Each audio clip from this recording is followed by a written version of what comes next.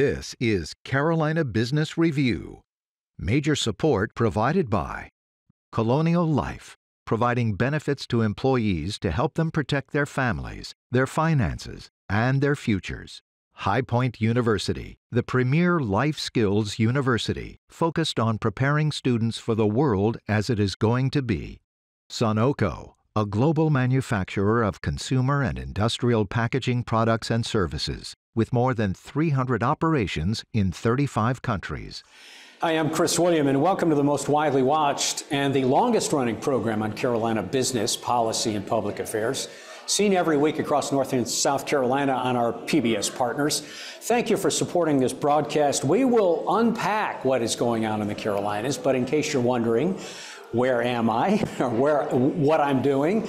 I'm at a place called the Community Matters Cafe. It's at the Charlotte Rescue Mission in Charlotte, and we are on location along with our virtual panelists and guests. Later on this program, we welcome back the Chancellor of one of 20 HBCUs in the Carolinas, Dr. Karrie Dixon from Elizabeth City State University. But right now, we start the dialogue. Major funding also by Blue Cross Blue Shield of South Carolina, an independent licensee of the Blue Cross and Blue Shield Association, and Martin Marietta, a leading provider of natural resource-based building materials, providing the foundation on which our communities improve and grow. On this edition of Carolina Business Review, Sandy H. Davis of the Myrtle Beach Regional Economic Development Corporation, Kevin J. Price from the National Institute of Minority Economic Development, and special guest Dr. Karrie G. Dixon, Chancellor of Elizabeth City State University.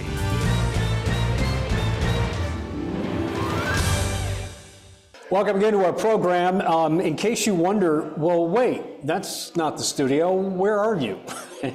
We thought, since everyone else was virtual, that we would be virtual. I am actually standing in a restaurant called Community Matters Cafe, and it's part of the Charlotte Rescue Mission. And it's just a place that does well and does good. And we thought we'd want to be part of that as part of this program.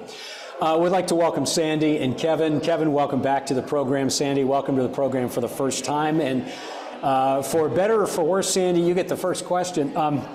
You know, we always love our friends on the Grand Strand, and you are squarely down in Myrtle Beach, Sandy, and I've got to ask you this question. You know, normally you don't associate business technology big announcements with the Grand Strand in Horry County, but there's a thing called the subsea cable. Meta and Google are behind this, and this is actually a node for fiber optics coming in from Spain and South America to the Grand Strand. Why is that important, and how big of an announcement is this? For the Grand Strand area, it's huge. You know, we are always known as a tourism hospitality area, and we work hard to try to diversify. So the new $90 million total capital investment for the 3-ounce cables so far, that will travel from Myrtle Beach to Spain, Argentina, Brazil, Portugal, and Bermuda have been very instrumental to our technology park that has been vacant for a long time, which was the former Air Force Base. So it is huge for us. South Carolina, Myrtle Beach just seemed to be sitting in the right area, logistically located between New York and Florida. So it seemed to be a perfect area that they had not covered yet. Typically New York, New Jersey, Virginia, and Florida had already been covered. So we're really excited to have that in our area. And also Google's location in Moncks Corner did play a big role in that as well. You know, Sandy, the obvious and the easy question is, and I don't mean to diminish this announcement. The easy question is this a one-off? So once they get once Meta, Facebook, Google get their connection, then it's about maintaining it, or is there some larger hope and in fact some real evidence that this could build a cluster, if you will, of tech communications, and technology could begat technology down there on the old Air Force Base? Yes, definitely. That is our first goal, would be to create a tech hub in the ITAP Park. And we have seen it in Virginia Beach. You see it in New York, New Jersey, also in Texas. So we have seen a lot of interest of companies wanting to locate closer to the technology interstate, if you will, is how we've kind of been explaining it to people. Because it will, not only will it help us because it frees up some of the internet traffic we're currently having, larger companies that are seeking to use those areas would not have to be on our local internet but would be able to be on the subsea cable. It is important to anyone who would like to reach those areas. It can be anything from banks, insurance companies, Hulu, Netflix, Roku. Anyone who uses streaming typically would like that uninterruptible service. Kevin, let's bring you into this. Does technology, does AI, does the advancement of technology in places like Horry County and the Grand Strand, does this flatten the world out? Does this bring communities closer together? Does it widen the gap? How do you see this? Well, I think just listening to Sandy, I'm excited to hear how we're going from local to global. And part of what the Institute has been focused on the last few months is, particularly in North Carolina, working on the digital equity plan for the state. And every state has to have a digital equity plan. We were fortunate enough to write the one for North Carolina. And part of what we saw happening was there are these pockets that are still deserts around internet. And so one of the ways of addressing those areas is putting more resources into those communities. So here we have the governor focused about 160 million, 165 million on technology and access across the state, as an example of what's happening with governors across the country to close that gap around education, around just having the right devices that you can use, understanding how to use devices.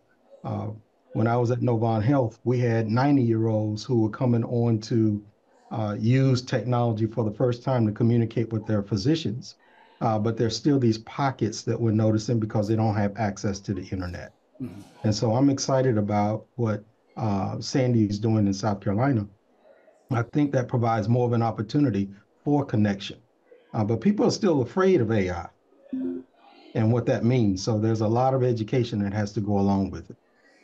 Sandy, back to you on this, and I don't want to spend our whole time together here on this, but this is important. Does South Carolina have, as Kevin called it, digital equity policy, or does there need to be a policy besides this pure unadulterated growth around what the announcement for Horry County is?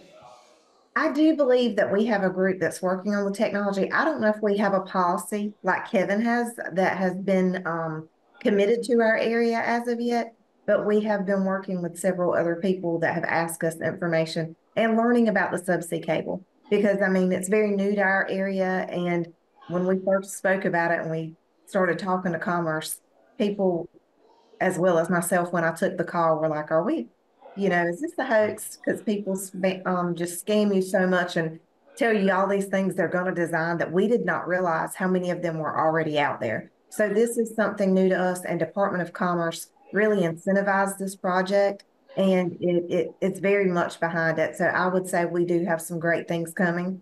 I just think this was step one in our area that actually made them consider it. And Kevin, Chris, back to you. For clarity, I would say it's not necessarily a policy, but each state has to have a plan of how they're making access available to all of the citizens of that state. Okay, and we do have a plan. Actually, ours came about during COVID, and I'm not going to say it's for the entire state because I'm just going to speak about Horry County and Myrtle Beach area. We do have connectivity to everyone, and I will say that mostly came from HTC because we do have some very rural areas. Mm-hmm. Green Sea Floyd's, Aner, Conway, Loris, all have some rural areas outside of Myrtle Beach. And in order for our students to be able to access their computer and do their schoolwork during COVID, HTC, our local telephone co-op provider, was able to go out and do that all for our rural communities. So I will say they did have a plan for that in Horry County. Kevin, let me ask you a question about there was a push a year and a half or 2 years ago, actually at the beginning of COVID, to find the money to supercharge the idea of last mile, of getting fiber to the communities, to the homes. Are you satisfied now, 4 years past that, or close to 4 years past that, that we are going to get that done in a manner that needs to get done? I think I'll feel a lot better in 3 or 4 years because it's going to take that much time. We're still playing catch up in terms of materials alone. I mean, if you talk to some of the providers, just finding fiber optic cable has been a challenge. And so I think once supply chain catches up and we can get those products out in the community so we can connect everyone, I'll feel a lot better. And that's going to take a few more years. Sandy, in about 30 seconds, same question. Do you feel like South Carolina is going to finish that? It's not about timing. Now it's just about time and getting it done.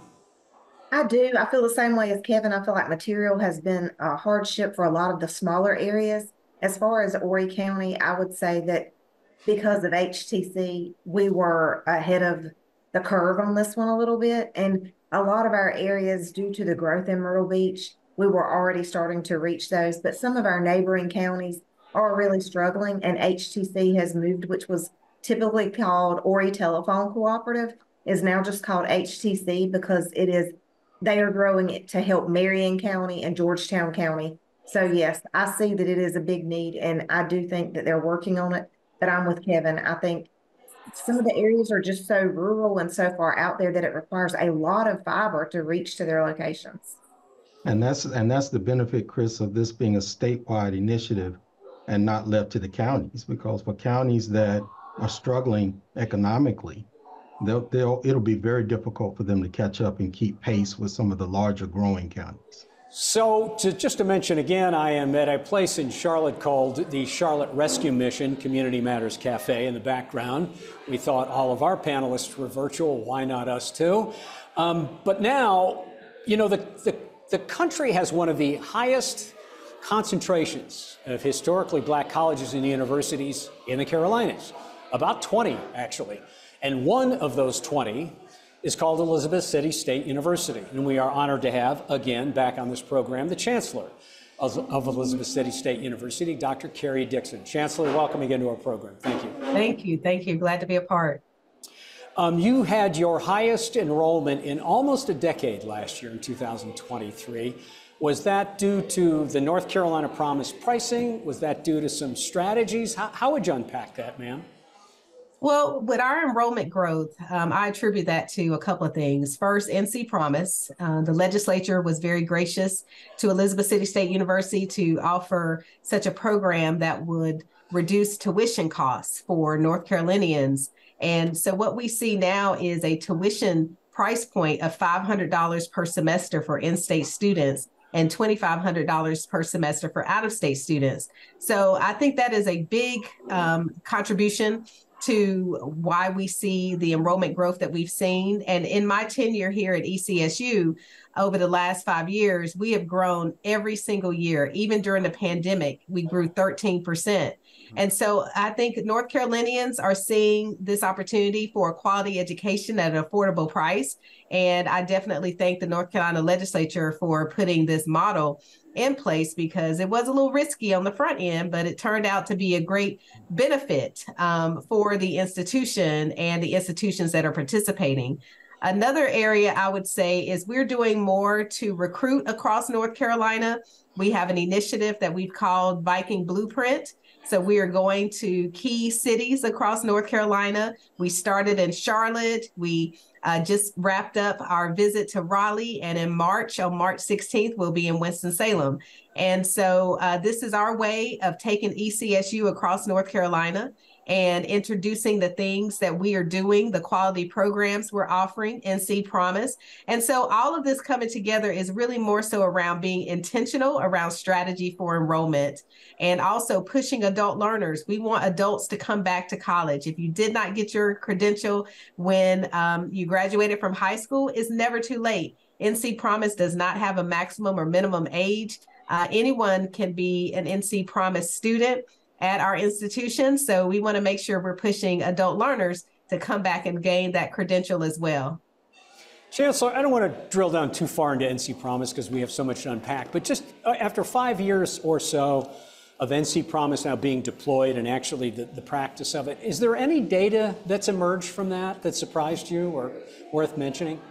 Yes, well, we have a lot of data. ECSU was one of the first of the 3 campuses chosen by the legislature. It was us, UNC Pembroke, and Western Carolina. And just over the past year, Fayetteville State joined the NC Promise group.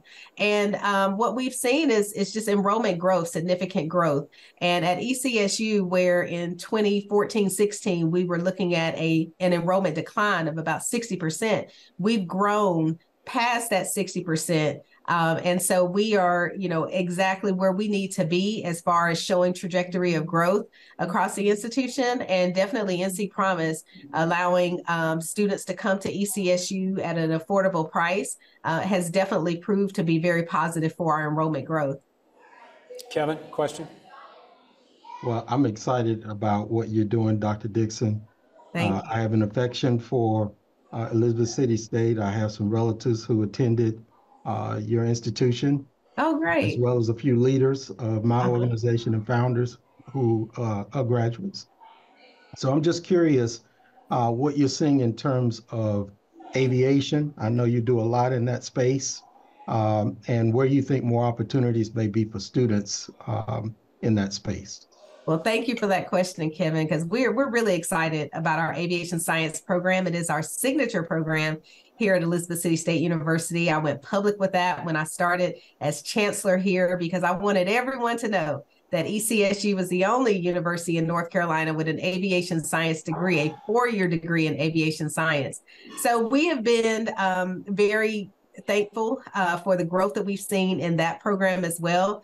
When I started at ECSU, we had about 52 students. We have exceeded over 250 as of last year. And as of today, we have already accepted 170, and we still have many months to go until fall enrollment. So we are seeing an upward trajectory of enrollment for aviation science. And so being that this has been our signature program, or is our signature program, we're excited that we have students coming from all over North Carolina, all over the country, who want to be aviators. And to be the only university offering this opportunity has just been wonderful. And I'll have to say, Kevin, also, I'm very excited about the fact that we have partnerships with major airlines, commercial airlines, because our students can either choose to be private pilots or they can choose to go into commercial pilot opportunities. And we've signed recently with United Airlines, Delta Airlines, Republic Airlines.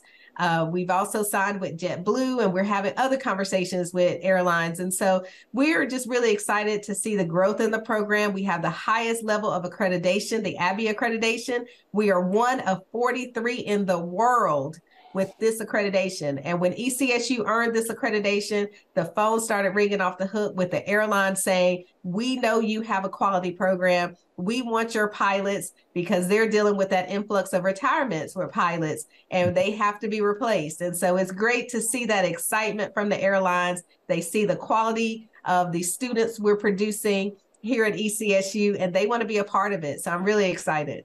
Sandy, question? I just want to say, from an economic development standpoint, congratulations, first of all ages attending programs. That really gets me excited because it's never too late to change. And when we're constantly recruiting and looking for skills, programs such as yours is what makes that happen. And yes. So since I'm a neighboring state, I look forward to the aviation program. We have 460 acres we have in an aviation park. So I know the need, and it has been, since COVID, actually, it has been a search to find pilots. So I know that that will benefit that industry, and we look forward to seeing what your students have to offer. Yes, thank you. And I would love for you to come visit.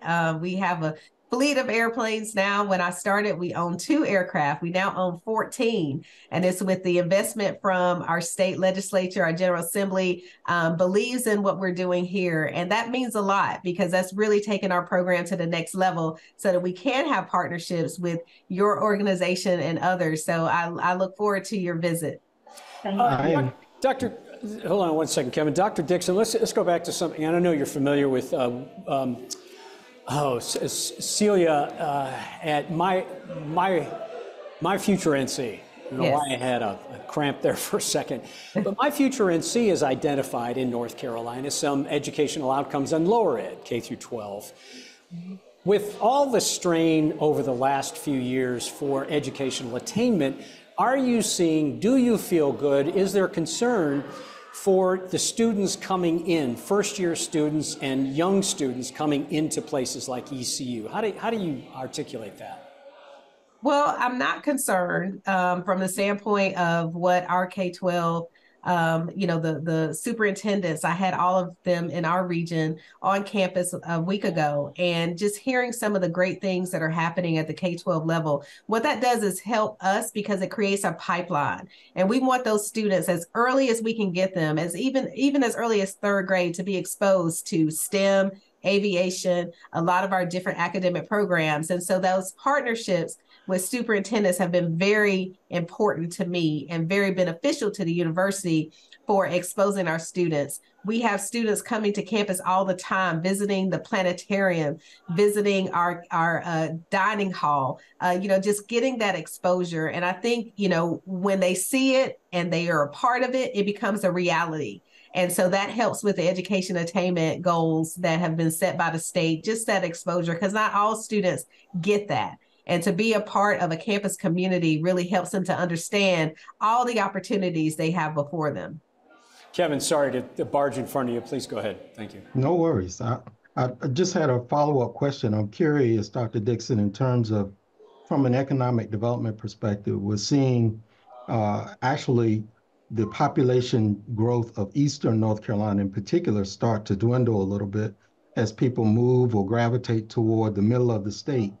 And I'm just curious, from your perspective, as you engage more in aviation, are you seeing other areas where you can bring in more corporations closer to your campus and engage with the students around other areas beyond just being a pilot in aviation? Yes. Thank you for that question, Kevin. So to your point, the 18 to 24-year-old population is definitely predicted to see a major decline in the northeastern region of the state. And so we're already preparing for that from the standpoint of recruiting more adult learners, recruiting transfer students, recruiting military. All of those pipelines will help us to continue to grow. But we also have to expand our visibility across the state of North Carolina, which is why I started the ECSU Blueprint tour. And that's because we have to get out there and tell our story, what we offer here at ECSU, the quality education you'll receive at an affordable price due to NC Promise. And so when I talk to businesses and when I talk to other organizations across the state, I want them to know that we are ready to be partners because that's what's going to help us to continue to move forward. And at ECSU, we are one of 3 economic engines in this region with us, the Coast Guard, and Centera Hospital. So we have a responsibility to continue to contribute to the economic development of this region. And we're in the process of doing an economic study of our impact in this area in partnership with UNC Chapel Hill, conducting that study for us. And so I'm excited to see the results of that because I know that we are contributing a lot to small businesses and their success and other things when we have events and we bring people here. So all of that is really important for us. And those partnerships with business and industry are critical to our success and economic development of this region. Sandy, we literally have 2 minutes left. Do you have a quick question for Dr. Dixon? I would just like to know, what are some of the other programs that you offer there for economic development, like certain skills? Do you have advanced manufacturing, any of the robotics programs, just for help whenever I'm recruiting things that I know that may reach out to you, boat building, marine? So one thing that I'll mention, Sandy, is in fall of 2019, we started the Unmanned Aircraft Systems degree program, also known as drones. And we started that program, and we remain the only university in North Carolina right now with a 4-year degree program, degree program in drones. And what I've seen is that there has been a lot of interest around drone usage in the future. And even presently, we see it used even more from the standpoint of law enforcement, agriculture, insurance, all those different opportunities and jobs that are here in this area that are needed. We can do it much faster with drone training and drone usage. And so we are in that space. We also have a strong business program where we're promoting small business entrepreneurship. So that has been a major area as well. And another one of our popular programs is criminal justice. We are very close in partnership with law enforcement, the drone coupled with that. And we have a drone pavilion now, one of 3 on the East Coast. And so we're happy to have that pavilion here for training and certificates. So there's a lot that we can do in that area as we prepare our graduates for the future and as we think about the economic impact, entrepreneurship, and how we are working together with small businesses in this region. Dr. Dixon, we literally have 30 seconds left, but you seem to not be afraid of being creative around putting programs like the drone out there. Is that a secret sauce in 30 seconds? Well, no secret sauce. I'm just thinking about the future. I'm thinking about what we need as a state, what we need as a country. And I want our graduates to be prepared to take on those jobs and those opportunities that are going to be out there in the future. So I'm excited about the direction that we're going and the innovation in action. That's what we're doing at Elizabeth City State University.